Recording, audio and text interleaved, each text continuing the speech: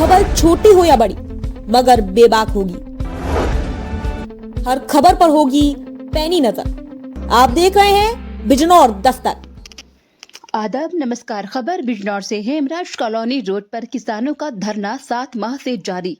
भाजपा सदस्य डॉक्टर मंजू चौधरी ने press conference कर नेशनल हाईवे अधिकारियों को दी धरने की चेतावनी।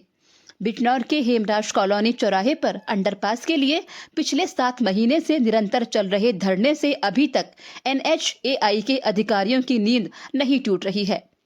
डॉक्टर मंजू चौधरी ने अपने आवास पर प्रेस कॉन्फ्रेंस कर बताया कि किसानों की अंडरपास की समस्या को लेकर वो सड़क परिवहन एवं राजमार्ग मंत्री नितिन गडकरी से मिलने गई तो उस समय वो बिहार चुनाव में व्यस्त थे। उनके कार्यालय में मिलकर विषय प्रस्तुत किया। वहां उनको आश्वस्त किया गया कि इस विषय पर गंभीरता से विचार किया जाएगा। उन्होंने बताया कि 19 नवंबर को नितिन गडकरी के कार्यालय से फोन आया और जहां किसानों को अंडरपास चाहिए वो लोकेशन मांगी। 25 नवंबर को कार्यालय से फोन कर बताया गया कि हमने अंडरपास के लिए प्रपोजल भेजने के लिए कह दिया है। इस समाचार से धरने पर बैठे किसानों ने राहत महसूस की। जब 5 दिसंबर को डॉक्टर मंजू चौधरी ने NHAI के अधिकारी अमित से बात की तो उन्होंने बताया कि एस्टीमेट बन गया है और 1-2 दिन में हम इसको मंत्रालय भेज देंगे। PD की बातों से स्पष्ट होता था कि वो इसको भेजने में कोई रुचि नहीं दिखाई पड़ती है, क्योंकि उन्होंने कहा कि मैम दूसरी पार्टी हाई कोर्ट जाने की तैयारी कर रही है। PD साहब को ये सब बातें कैसे पता चली? इससे स्पष्ट होता है कि वो भूमाफिया से मिले हुए हैं और मंत्रालय के प्रपोजल मांगने के बावजूद भी ये उसको लटकाना चाहते हैं।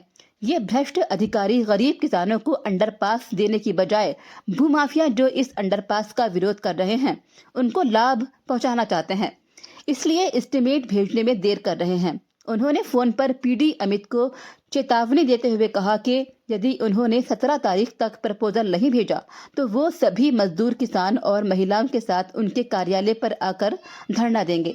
रिपोर्ट नईम अंसारी। यहाँ पर बहुत दिनों से मई से जो है किसान धरना दे रहे हैं अंडरपास के। हेमराज कॉलोनी पर एक बहुत दिनों से 7 महीने हो गए किसान धरना दिए।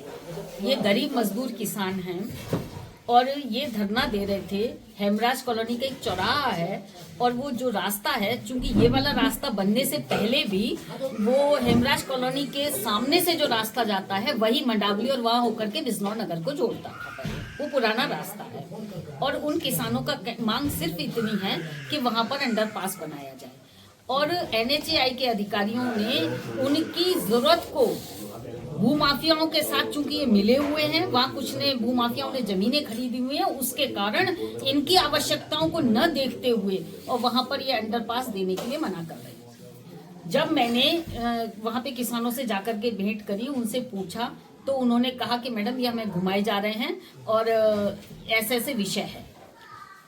मैंने इनसे NHAI के अधिकारियों से पूछा तो उन्होंने कहा कि जी ये सुरक्षा कारण है, ये है वो है। मैंने कहा एक बात बताइए, हेमराज कॉलोनी में जब बाढ़ आई तो वो सड़क जो है, जो अभी बनाई हुई हाईवे का जो बनाई हुई NHAI का, वो भी पानी में डूब गया था। तो आपका इसको एलिवेटेड बनाने में और इनको अंडरपास देने में क्या दिक्कत है?